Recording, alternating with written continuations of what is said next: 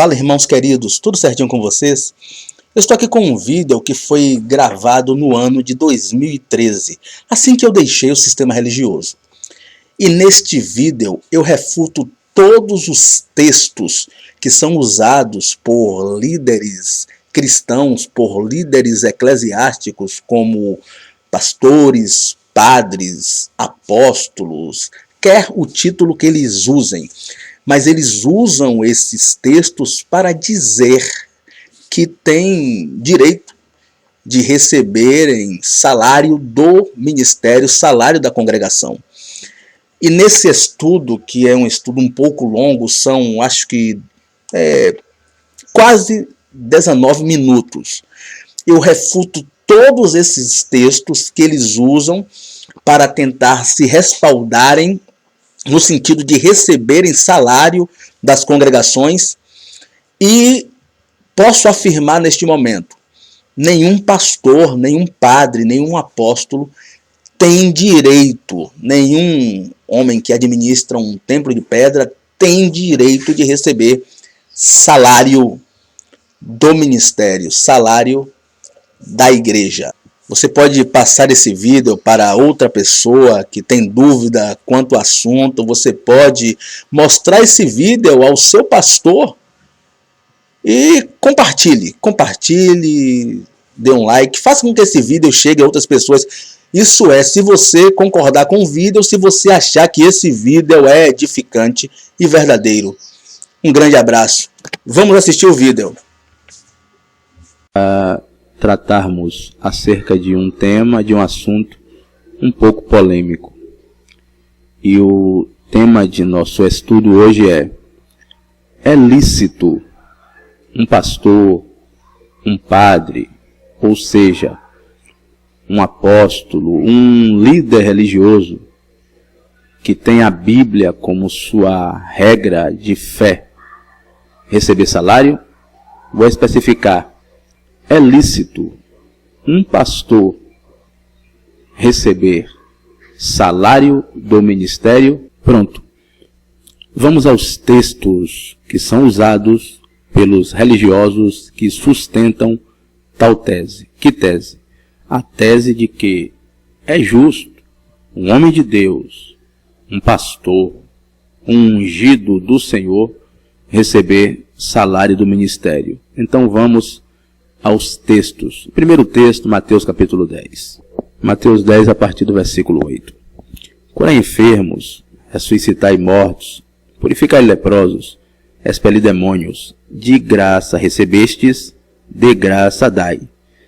Não vos provereis de ouro, nem de prata, nem de cobre, nos vossos cintos, nem de alforje para o caminho, nem de 2 túnicas, nem de sandálias, nem de bordão, porque digno é o trabalhador do seu alimento.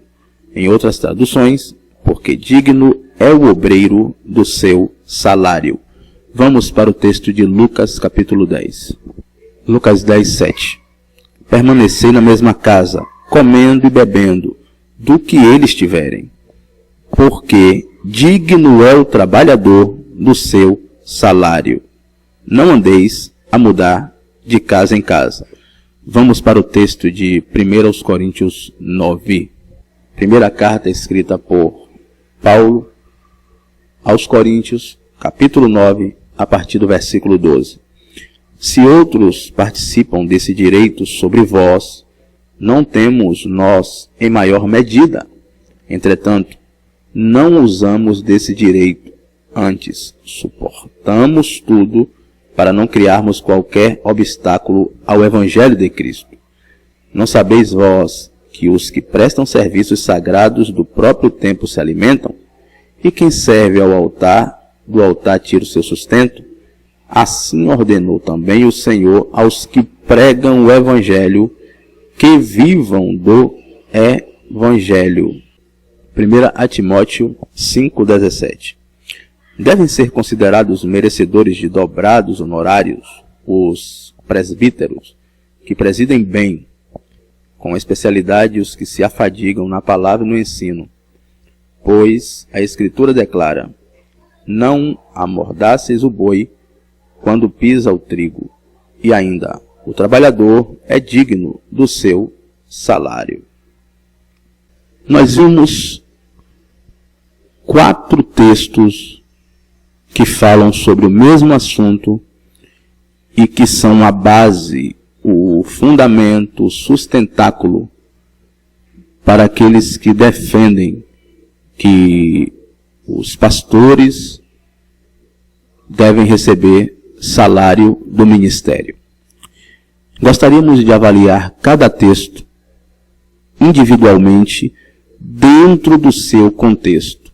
Em primeiro lugar, vamos avaliar o texto de Mateus 10 dentro do contexto. Em Mateus 10, Jesus designou seus apóstolos para pregar em Israel, ou seja, os apóstolos saíram em missão. Obviamente não podiam trabalhar, sendo sustentados pela provisão de Deus. Agora vamos avaliar o contexto de Lucas capítulo 10. Avaliando o contexto, vemos que Jesus enviou 70 discípulos de 2 em 2 para que pregassem o Evangelho. Ou seja, como no texto de Mateus capítulo 10, os obreiros que são ditos como dignos de receber salário são missionários, ou seja, não se trata de padres, pastores, sentados em seus gabinetes pastorais. Mas o texto fala de pessoas que saíram de suas casas, deixaram as suas famílias para cumprirem o chamado de Deus, pregarem o Evangelho. Vejam que a coisa já está começando a se esclarecer. Nem o contexto de Mateus 10, nem o contexto de Lucas 10 mostra um pastor, um homem assentado em um gabinete pastoral, um homem que preside a convenção, recebendo salário, mas são missionários enviados para pregar o Evangelho, que não tem como trabalhar porque não estão em suas terras, em seu local de origem, e estão tão ocupados que não têm como trabalhar. Estes são dignos de receber salário do ministério. Ajuda dos irmãos. Vamos avaliar o contexto de 1 Coríntios capítulo 9. Avaliando o contexto de 1 Coríntios capítulo 9, nós podemos fazer uma pergunta a vocês. Quem era Paulo? Paulo era um enviado, era um emissário, era um apóstolo, era um missionário, ou seja, alguém designado com a função de pregar o Evangelho. Veja bem, a coisa está começando a se esclarecer. No contexto de Mateus capítulo 10, os obreiros que eram dignos de receber salário eram missionários enviados a pregar o Evangelho. Não eram pastores de sinagogas, não eram padres, não era alguém que fica em um lugar geográfico, em uma casa, em um templo, em uma sinagoga estática, esperando que os irmãos trabalhem para dar o dízimo e deste dízimo ele tirar o salário. Não era isso. Então Paulo era digno, estava reivindicando seu direito de receber um salário, porque ele, assim como os irmãos apóstolos de Mateus 10, os 70 discípulos de Lucas 10, foi alguém que estava em outra terra pregando a palavra, longe da sua casa. Como apóstolo, Paulo defende o seu legado, o seu direito apostólico. E qual era este direito apostólico? Trazendo a mensagem para nossos dias. Será que esse direito apostólico era um avião uma suíte presidencial em um hotel 5 estrelas? Será que esse direito apostólico seria férias nas Ilhas Caimã? Uma fazenda com milhares de cabeças de gado? Não. O direito apostólico que Paulo estava reivindicando era o mesmo direito apostólico que foi dado aos apóstolos relatados em Mateus 10 e aos 70 discípulos relatados em Lucas capítulo 10. Então, qual era este direito apostólico? Simples. Se você avaliar todos os contextos que falei, o direito apostólico era simplesmente hospedagem, roupa, comida e bebida, ou seja, o básico para sobreviver. Não tinha nada de luxo, não tinha nada de coisa grande, era o básico para sobreviver. Queria avaliar de novo aquele versículo de 1 Timóteo capítulo 5, o versículo 17. Devem ser considerados merecedores de dobrados honorários os presbíteros que presidem bem, com especialidade, os que se afadigam na palavra e no ensino. Presta atenção. Dobrados honorários. Aqui existe uma pequena deturpação, digamos que semantical, no que diz respeito aos manuscritos mais antigos. Ou seja, esses dobrados honorários, ou um salário dobrado, quer dizer, nos manuscritos mais antigos, dupla honra. Ou seja, os presbíteros, aquelas pessoas mais velhas, aquelas pessoas que estavam ali orientando os irmãos mais jovens, deveriam ser honrados, não com dinheiro, mas com o caráter do Evangelho. E mais uma vez, em 1 Timóteo 5, a frase digno é obreiro de seu salário aparece onde Paulo está dando orientação ao obreiro missionário Timóteo.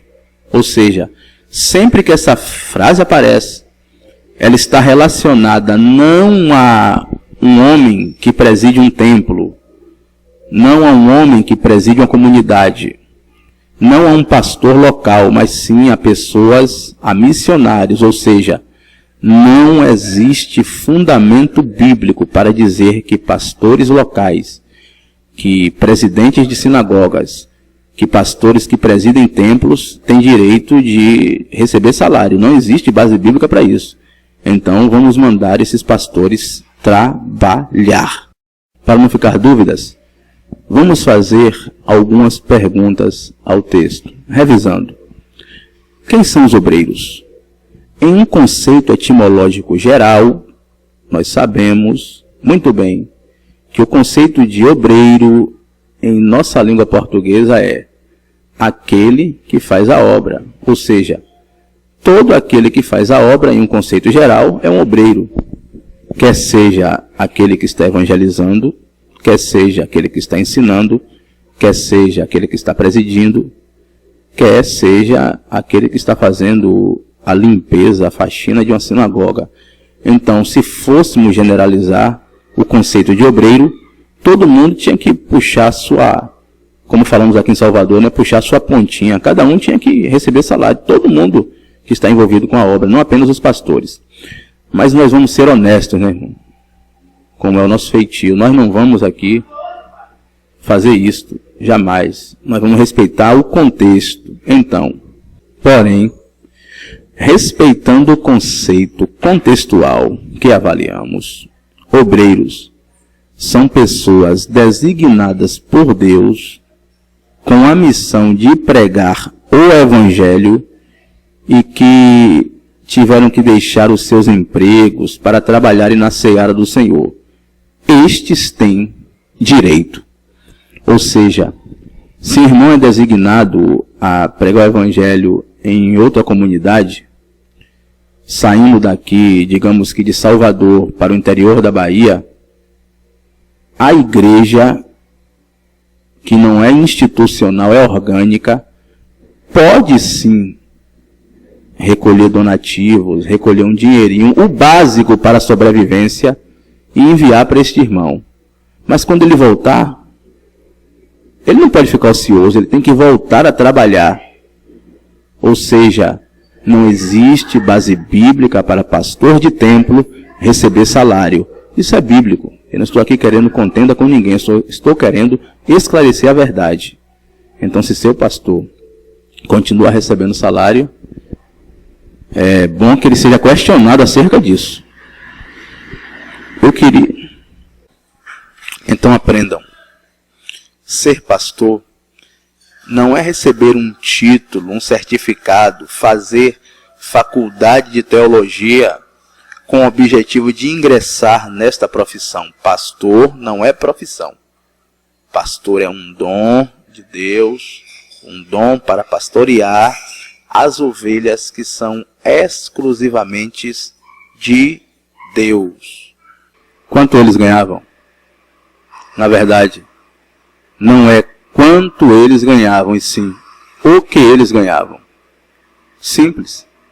Ganhavam o básico para sobreviver: hospedagem, roupa, comida e água. Não tinham regalias. Vejam o caso de Judas Iscariotes, que quis regalias e abandonou o básico da fé, o básico que Jesus providenciou para ele, e vendeu o mestre por 30 moedas de prata. Tem muita gente deixando o básico e vendendo o mestre por aí. Então vejamos. Aqueles missionários que recebiam o básico para a sobrevivência eram líderes de sinagogas? Não. Presidiam convenções? Não.